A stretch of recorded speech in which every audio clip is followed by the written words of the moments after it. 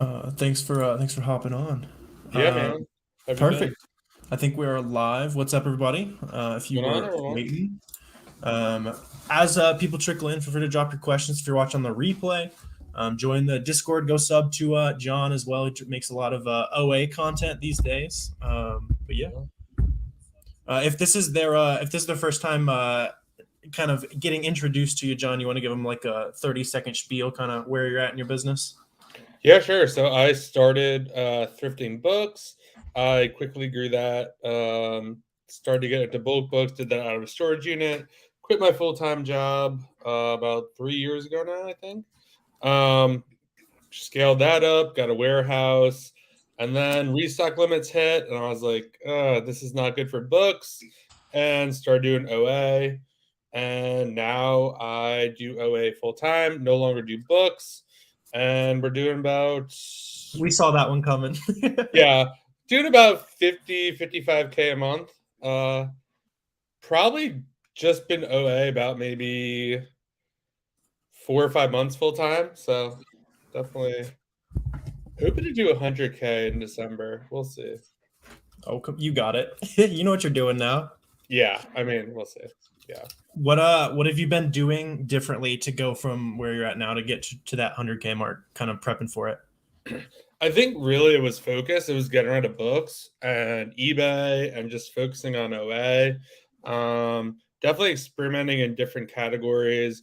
Was really heavy on apparel early on. Sure. And, the returns are a little rough, but I was like, I'm not doing apparel anymore, blah, blah, blah. But then when I really drilled down, I downloaded like the inventory labs report and was just like, Mhm. what is getting returned? And there was some definitely patterns there of sizes, apparel categories, like certain specific ones. It was like, this stuff is getting returned the most. So I'm not going to buy that stuff. So we're kind of went through around this kind of week where we're buying the stuff that did not get returned the most.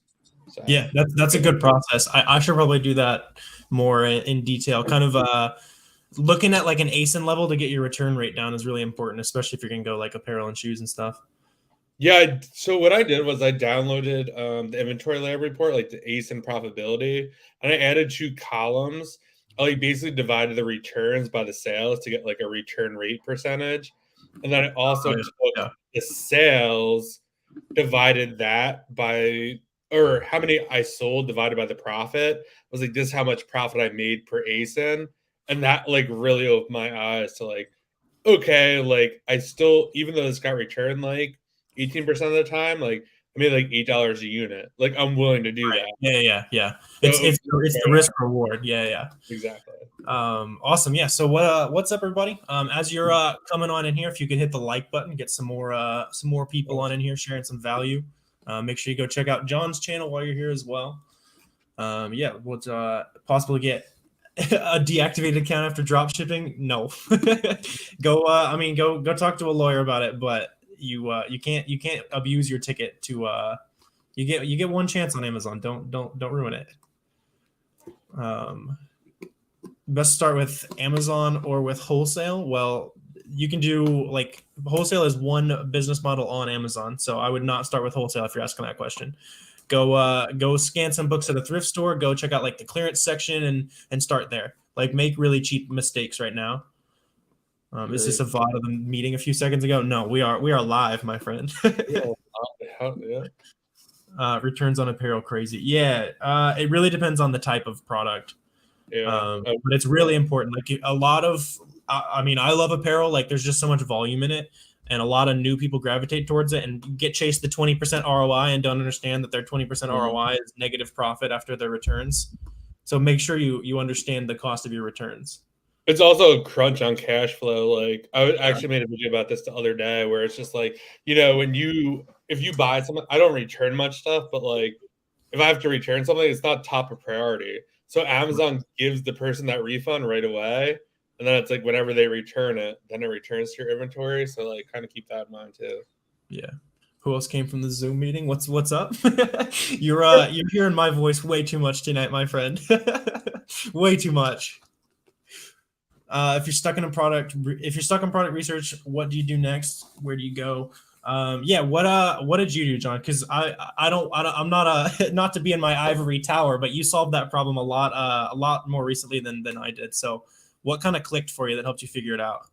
So I think it's a lot is having different ways to source. So Mhm. I am definitely a big fan of reverse sourcing using SellerAmp and stuff like that. But you also have to go manual. It's Q4 right now, obviously. So a lot of reverse sourcing right now, not to say it's not going to work, but like Right. the items for Q4 aren't in these people's stores because like it's on sale right now. So you have to be going to Target, Walmart, anyone who's having a sale and like basically manual source. You could use SellerAmp as well, just kind of like right click, pull up the bar and all that stuff, look it up. But I think manual is good. Using Keepa is obviously good. I think just having, like, if you're stuck reverse sourcing, try sourcing something else. Mhm. Try different methods, try different things. I find it helpful, like trading leads with people. I know there's about 5 or 6 Yep. people you're sending text messages or DMs like every day. Hey, check this out. There's a sale here. There's a sale there. So I think kind of broaden your horizons. Because I was talking to someone today. They're like, I can't find anything Nike. I was like, well, there's Yeah. other What? brands than Nike. Like, I'll That's source one of Nike. like 1,000 that you could go Yeah, they're after. like, I can't find any Nike socks. I was like, Yeah.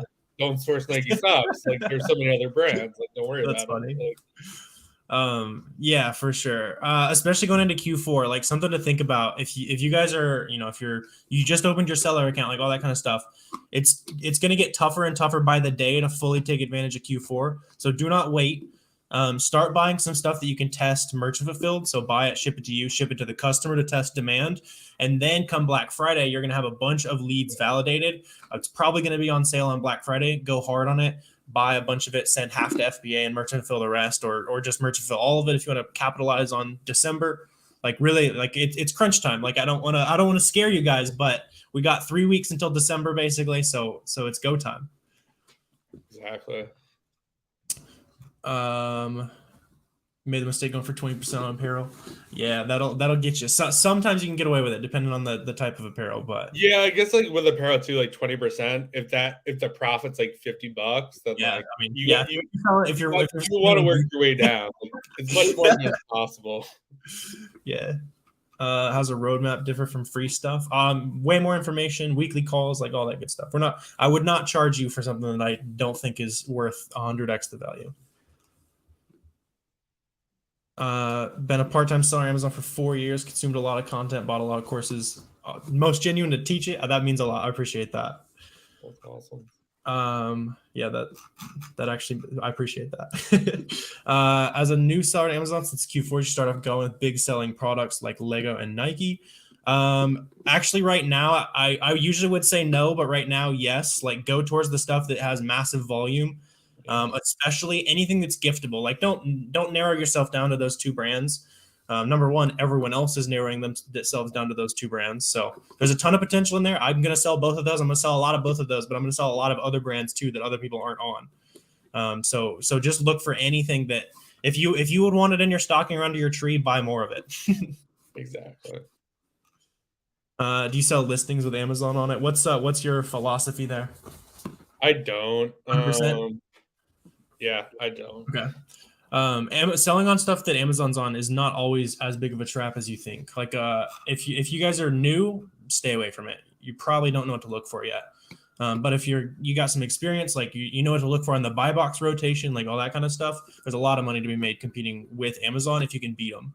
I've definitely been tempted, but I'm like, Yeah. I don't know, just yet. It's a risky game. Like that's why I don't recommend it to beginners because they could also flip the switch and hog all the buy box, and then well, what am I going to do with the product? So it's got to be worth the risk. You got to know what you're doing. Like yeah. Do you use any lead sheets? No. You can use like leads list and stuff at the start to kind of. It's not a bad idea to number one start building a catalog of stuff to look back at later, and number two, it's going to show you like a whole bunch of new sites, new strategies, that kind of stuff. I definitely wouldn't buy off the leads list. Use it as reverse source thing. High volume, depending on the list, like it can be good. Like I've been talking to some guys who are actually making money just buying from leads lists. So really depends on the list, really depends on the volume. Like, but generally, yeah, you use it as a resource, not just like you're getting fed leads and that's it. How'd you balance university life with selling everything else? I'm a little crazy. I'm no longer in university. I don't know. I would say for that, just commit like what you could commit, and just try to be consistent. Like if you only do an hour a day, do an hour a day and make it like the best hour you can. Just do what you can. Yep. I was doing work in class and like all that kind of stuff. Like do your best and try to maintain a little bit of time for yourself. But I'm not very good at that one these days. So Either. Shipping to 6 different places. All your items outside of 25% ROI. Like, are you doing merch fulfilled or do you have a set percent you look for in the front end? Yeah, usually 35, sometimes like 30, maybe 25 with good volume. Depends on the category, like that kind of stuff. Yeah.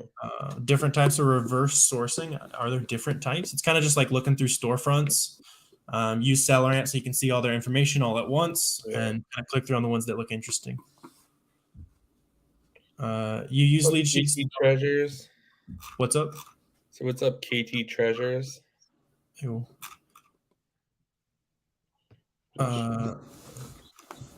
Roadmap's worth it. Just kidding. I appreciate that, Corey. Where's the man? Where is the man? Saw one of your wholesale videos. Reach out to local suppliers. You only can seem to find 20 to 30 locally. That's a lot. Like one of them, one or at least one or two is going to say yes, right? So see what they're going to offer you. Like depending on your area, genuinely they could just be junk, but probably not. There's probably going to be something that's worth it. It's going to get your foot in the door. The next time you call a distributor, it's like, hey, we've been working with XYZ distributor. What do you guys you guys have different brands or like you can start leveraging names against each other, and that's when it gets really fun. I don't do any wholesale, but I actually mastermind with someone every other Saturday. And they have one distributor, and they are doing very well. Yeah. That one wholesale. I'm definitely gonna do some more wholesale next year. It's very, very, very front loaded. You find that one connection, and boom, you have a business. So like, almost everyone's gonna give up. But if you're the guy who calls 100, 200, 300 distributors until you get the one distributor that's gonna be perfect for you, then boom. Most sellers you see on listing. I saw like 800 about 30 minutes ago. There are some Lego sets that are getting up there, like really up there. I would say like you also have to take into like consideration the stock. Like 800 sellers with one each is really not a big deal on a fast moving listing. It really depends on volume for sure. Best way to find replens in your opinion? So first of all, I think sourcing for replens is dumb. I'm not calling you dumb, but I'm just saying like as you source, you're gonna find items that are great items, and then you can't replenish them. The coupon's gone, the price tanks a little bit. Boom, you made your money, but you don't restock. Of those items, there's gonna be a small percentage where it's like, hey, I bought it. Oh, the same coupon's back. Price still looks good. All right, I'm gonna buy it again. So over time, you're just naturally building the catalog. You're not hunting for replens. You're just finding good products, and eventually, naturally, a lot of those are going to be able to buy them again and again. Agreed. How much is apparel return cost? Is it really that high? So every time you have a return, you lose the initial fees, and you also pay a return administration fee. So I think the way it roughly works out is usually if you're like a 15% profit margin and it gets returned, it goes back, then you break even on the next sale. Yeah. That's like the rough general rule of thumb. I'd have to do some math depending on different price points and stuff, but that's kind of the internal thing that I talk about with myself. Is it's expensive, so make sure you're pricing that in. Yeah, I definitely think too. It's like you also have to do one thing I tripped up on before is like I was only buying 10 of something, so if like 3 get returned, that's 30%. But then I've also bought like 50 or 60 of that same item, and the return rate was like 12%. So just keep that in mind. Like if you're like someone could buy 3 pairs of what you have and return all 3, and now you're looking at 30%. But like just kind of keep that in mind. Yeah. Also, 100 people in here. We got 23 likes. Can you guys do us a little favor? Do us a little bit of a favor. Get some more people in here. Share some more information. You guys are asking good questions tonight. Yeah, definitely. How come sellers hog the buy box even though they're new and don't have traction? A lot of times the reason people hog the buy box without any other good reason for it is they've been on the listing for forever. And so when you know that, if you have items that you're able to like wholesale, especially, or you can buy it over and over again from a Walmart or another site that doesn't really cancel, like try to stay on those listings for as long as humanly possible. Eventually, you'll start getting artificially high percentage of the buy box. It could be what you're running into there. Why do you avoid third-party Walmart sellers? A lot of times they're selling counterfeits. You can look at the reviews. We've bought every now and then from Walmart sellers. It also runs the downside of you have to pay sales tax. Like you don't get sales tax exempt when you're buying third party on Walmart. Also, click on the image. I've had sites where like it looks like the image is legit. Then when you click on it, it's super blurry, and that's a huge flag for counterfeit. Yeah. How do you vet prep centers? John, you're qualified for this one. How do you vet prep centers? Basically, you just want to like ask them a ton of questions. Ask them like how long they've been in business. I have bad experiences. I have good experiences. You definitely want to Google Maps them and kind of see where they are. I've had one that was a trailer. After looking at Google Maps, I've also had ones that are legit warehouses. Obviously, it's good to, if you have a network of people, you could just kind of float. I mean, I'm in group chats. I could like float something and be like, hey, has anyone ever worked with these people? That's a good way. But just asking them questions. Hey, how long have you been in business? You know, how many employees you have? I had such a bad experience. The next one I worked with, I asked them for pictures of their warehouse and their facility. They had no problem sending them to me. So those are just some things to do. And start really small. Then, I mean, some have minimums, some don't. But maybe for a test, like send 100 units, see how that goes. Then go to 200. Don't go from like 100 to 1,000. Just kind of work your way up and make sure they're doing good. And a good sign is if they communicate well. So be on the lookout for that. Communication is everything. So if they're decently fast enough for you, they don't have to be the fastest in the world, but they're great communicators. Like they're saying, hey, this item's weird. Like they're willing to fix their mistakes. Like that's what you're looking for. Because over time, your prep center almost becomes like a business partner. Like they handle all of your inventory pretty much. So you got to working with one right now that's like smaller. And she's like texting me every day saying, hey, like this happened, that happened. I'm like, this is great. Like it's a little slower, but like the service is like what matters the most to me, really. For sure. All right. Yeah. I'll get on my soapbox for here for a second. If you guys are trying to start a business, you don't already know where to look, get a SellerAmp free trial right now. And down below, go check out the free Discord. Go join that if you haven't already. Check out my channel do reverse sourcing. That's the best way to start finding products. But make sure you guys all go get a SellerAmp free trial. I would not be able to run my business without it. Agreed.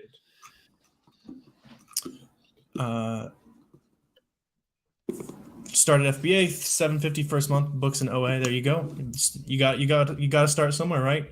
A year from now, you multiply that by 100, right? 1,000. Javier is pulling in $1 million months a year from now. Oh hell yeah! When you're doing wholesale, you have them ship straight to you or Amazon. If they ship straight to Amazon, then Amazon every time. That's pretty rare in a supplier though, because it is a pain for them to ship directly to Amazon.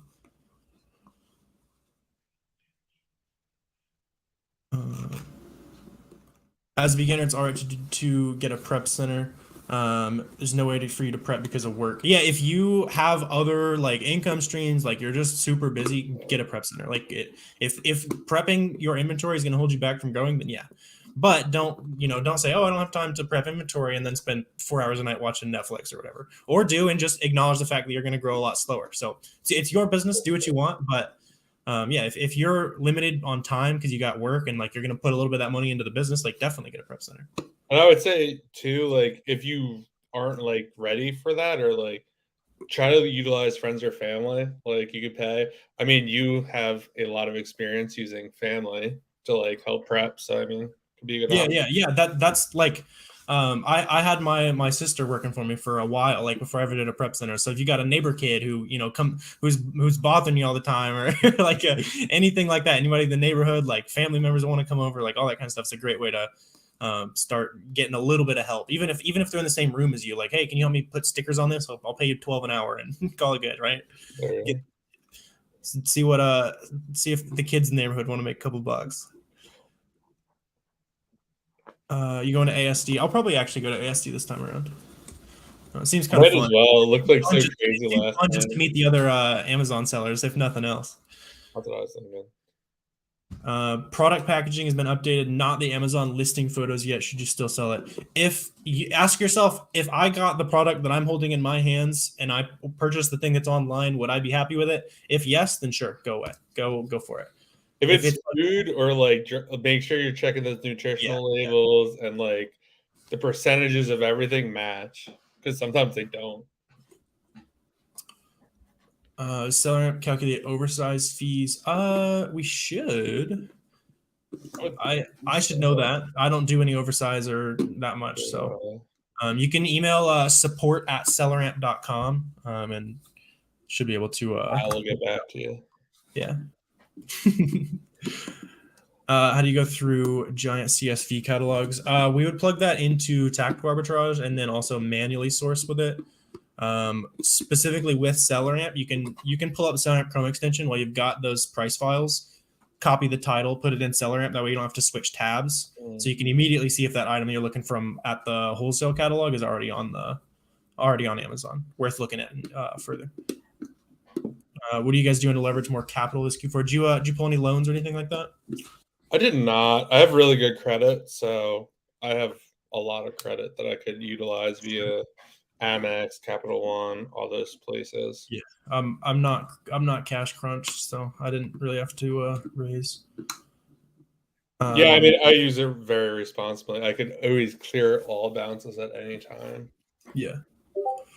What's Lightspeed like? One-on-one or group? We'll do a one-on-one. You get a call with put you in a small group, get you into like a networking group, and then we also do twice a week calls. It's been a lot of fun. I'm already been having a lot of fun giving the game to the guys inside Lightspeed. Is it recommended to use a prep center and sell in the US from EU? Yeah, that's definitely what I'd do. If you're in Europe, you want to sell in US, prep center at that's pretty much the same way I have my business structured. I could hop over to Europe for a couple months and nothing would change. So it's a good way to do it. SellerAmp makes sourcing so much easier. Indeed. Free trial down below for you guys.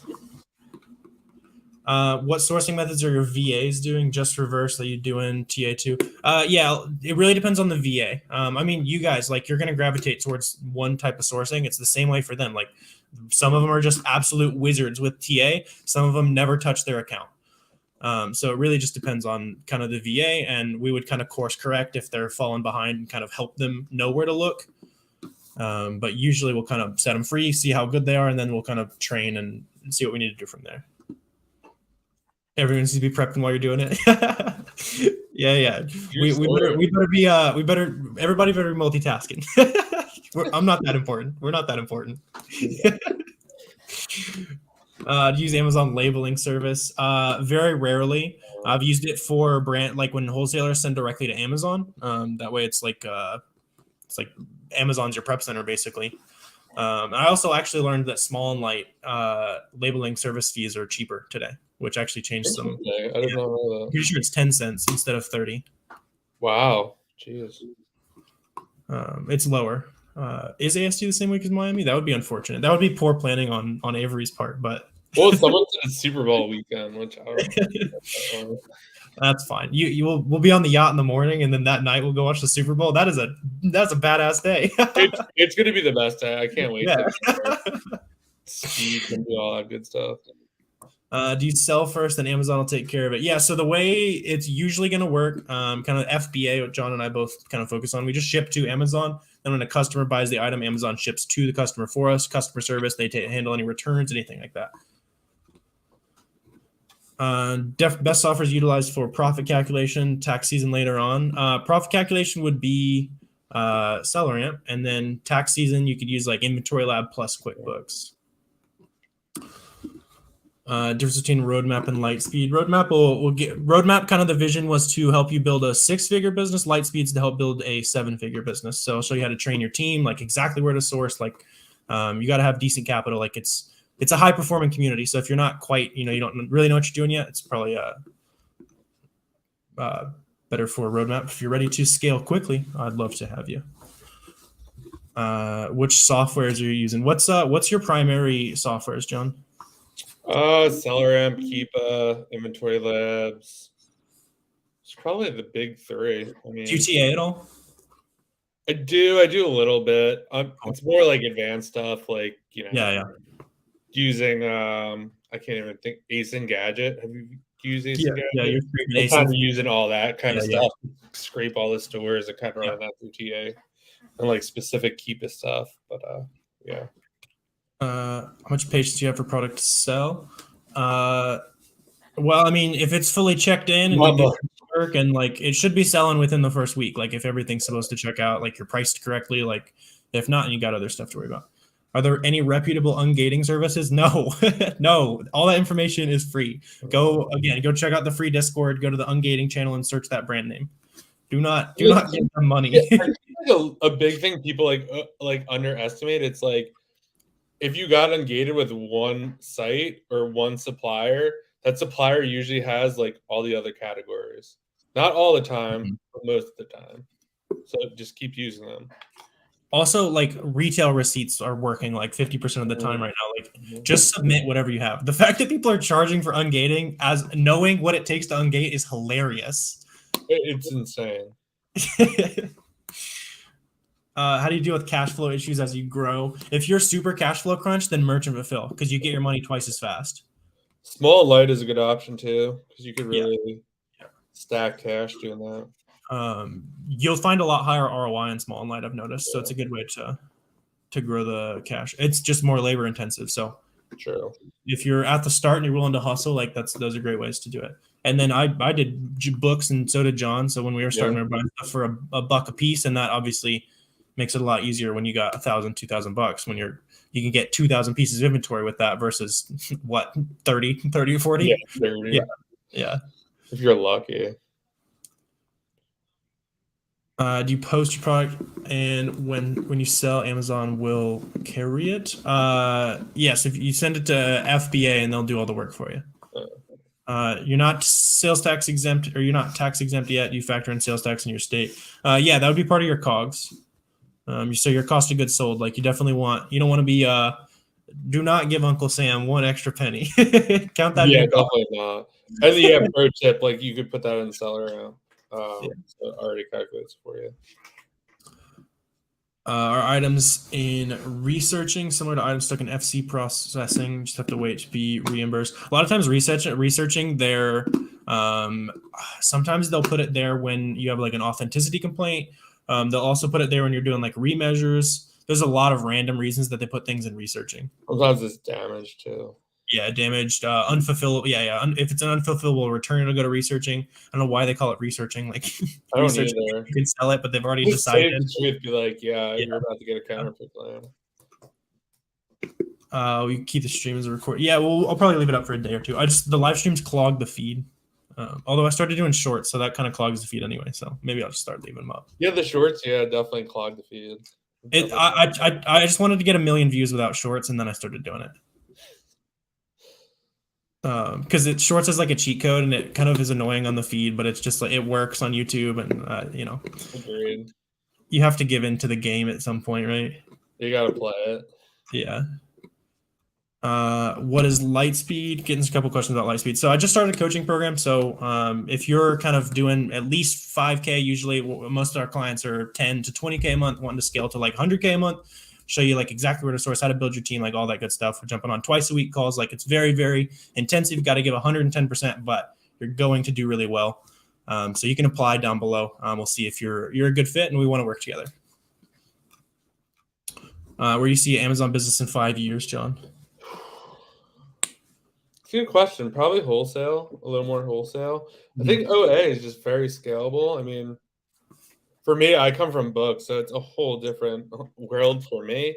But I mean, I haven't really tapped the potential of OA yet. But I definitely think there's always it will be interesting. I mean, as Amazon fees keep going up and up, I don't know. It seems sellers just get smarter and smarter. I've been doing this like 4 or 5 years now, Mhm. and every year it's like the sky is falling, and Amazon's not going to be Yeah, around. the sky's been falling since 2018. But Like we've both been around for a long time, and yeah, yeah. but somehow like we figure it out, and prices go or whatever. So I do think I'll definitely still have an Amazon business, obviously, but it might just. I think it just looks different every year. It looks different. It's just Yep. you just have to be willing to adapt and kind of like move to what they want to do. I think you see like now when they first introduced restock limits, I think Amazon basically tells you exactly what they want. When they first started restock limits, it was like just a certain amount of product you could send in, and then they broke it all out. They give you 1,000 for apparel, they give you 1,000 for shoes, they give you 1,000 for oversized. So it's like they're breaking those out. They want shoes, apparel, oversized. I mean, they don't say that, but I mean, why would they break it out separately? They want everyone to be very multi-dimensional. Exactly.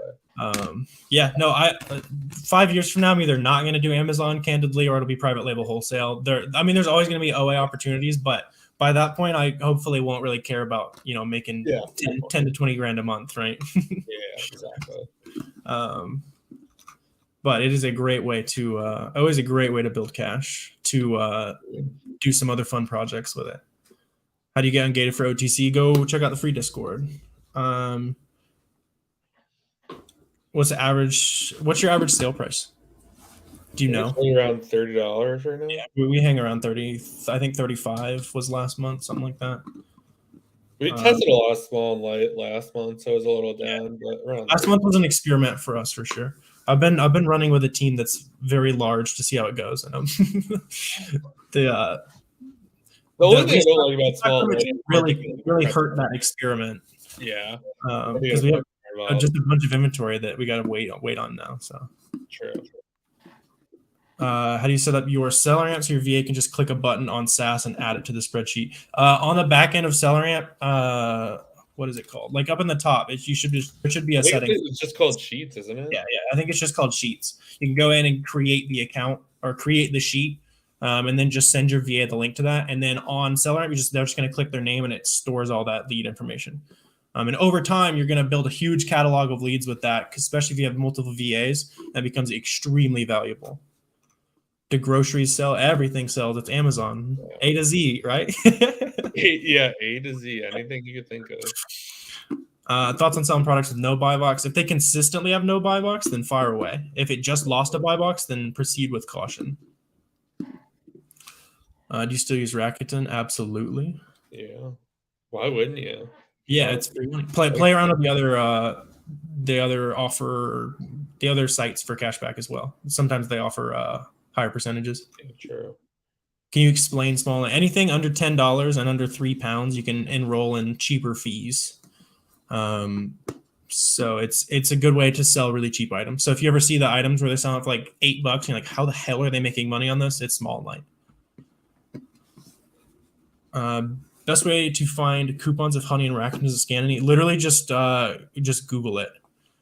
Google that site coupon and hunt as far as you can. And if you find stuff that's not showing up for a lot of other people, that's a moat. Agreed.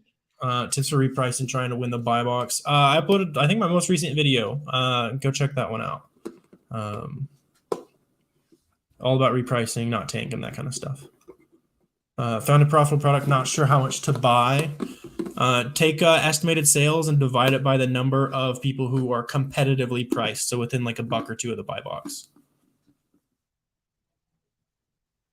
How do you disable inventory placement? That's a Google search. You'll find it pretty easy. Yeah.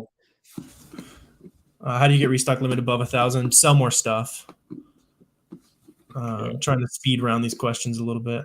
Yeah. So the more you sell in that category, the more space they're going to trust you with. So do what you can. And obviously, the closer you get to 1,000, the more units you're going to have an opportunity to sell. And so the closer you are to your limit, the better. Like you almost always want to be right at your limit so that next time it rolls back around, you can boost it way further up. Obviously, that would be insane levels of scaling if you can get to the limit. Yeah. But if you're playing mathematically perfect, Amazon, yeah, it's very true. Yeah. It's the same theory as like restock every week technically is correct, but like also no. Yeah. Although I think that's kind of what Amazon wants with the changes. They want people to have brutal ways to send in, just because of how much they're slashing. Like if you Yeah, technically sent in like a week of inventory at a time, it would be perfect for the way restock limits work, but it's just not feasible usually. yeah, definitely. Yeah. What's the calculation set for profit, including reinvesting? Saying something like 130%. I'm not sure I understand the question. I don't either. What does both your sourcing schedules look like? I have two VAs who source, and then I'll review their leads, and then kind of depending on what they find, I'll do some manual stuff, or there's a sale, I'll kind of go through that, or send them to that. Just really depends on the day. I try to Yeah. source higher profit items or higher priced items. This way, it's a little easier to source. If you're buying like $10, $15 items, it's a lot harder to hit like a if your spend goal is like 500 or 1,000. If you're Yeah. buying like $50, $60 products, it's a lot easier. Right. I probably spend an hour a week sourcing at most, and my version of sourcing is finding coupons to send my team down. Ooh, good. That's like the best way to use your VAs is the best places to send them down, and then just have them rip through manually sourcing stuff. How much profit do you take for personal use? Like a tiny percentage. Yeah, I always get asked that question. It's like, to be honest, like the best place for the money is in the business. Like Yeah. you're not going to be able to grow it anywhere else at like 10, 20. Yeah, I'm not going to go lavishly spend money, and I could put some of that in index funds, or I could just put it back in the business and grow it even faster, right? So that's kind of the philosophy there. Cool. So we'll do a lightning round on these questions, but my Chipotle just got here, and it's a sin to let Chipotle get cold. So we'll go Oh, for a yeah. couple more minutes here, and then I got to go eat some dinner. Yep. She just came in and reminded me. Cool. So we'll power through these real quick. Care if your VA takes your strategies elsewhere. If you pay your VA properly and treat them well, they will not. They are also humans who will respect you if you respect them. Any UK cashback sites? I'm sure there's some very different ones, but I have never looked at Amazon UK like ever. So. Is Inventory Lab needed for beginners doing OA?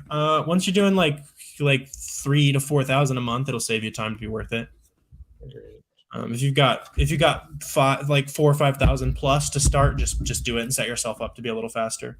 Yeah. Best way to get ungated, like a wholesale, like a Frontier Co-op. Like a lot of times you can do retail receipts.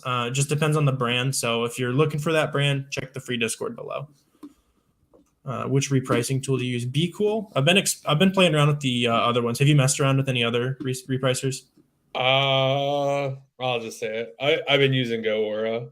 I don't know. It's just easier for me. Like I have like a workflow set up that like as soon as it's listed in Inventory Labs, it like dumps it right into like a certain ROI. And that's just much quicker and faster for me than having to go back and set it. I've been trying out SellerSnap just to see if it's worth the giant price tag. I But heard that's People's been great. Like I so far I don't think it's worth the increased price tag, but maybe I'm missing something. Because a lot of people who do massive volume swear by it. So yeah, I was kind of wondering about that. I'm a big fan of Aura at this point. Yeah. Bought the roadmap today. Appreciate that. I'm sure you're gonna learn a lot. Is it the best resource to start up a new store? Yeah, it'll put you on the fast track, teach you some information that most beginners don't. And shoot me a DM if I can help with anything. What ROI do you recommend for RA? Like 35 to probably 50% for RA if you're going to be realistic, if make it worth your time of driving around and all that. How long do books take to sell? It depends on the book. Some of them sell once a year and you make $1,000. Some of them sell 100 a day and you'll make a penny. Not a penny. You wouldn't want to sell anything you make a penny on, but yeah, if they run YouTube ads selling Amazon automation, they are not your friend. Yeah. There are very few automation companies that actually are legit. They are not running ads. They have giant long wait lists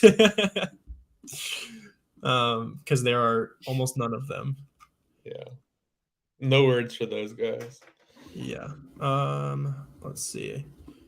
Average order total on inventory purchase, like under 1,000 usually. It depends on the site. Advanced repricing strategies for Q4. Yeah, so during Q4, there's gonna be a lot of oscillation between FBM and FBA. So make sure your repricer knows to overprice against FBM inventory, like maybe even more than normal, because you're gonna see a ton of those graphs where it's like FBMs are like 25, and every now and then it'll jump up to like 30 FBA and go back down to 25, and so you want to be grabbing those opportunities. Your taxes. I'm an S corp, but talk to your accountant about that. Yeah. How much Where's Miles? This is not financial advice. How much the course roadmaps? 450. It can be a little more if you some add-ons and stuff, but well worth it.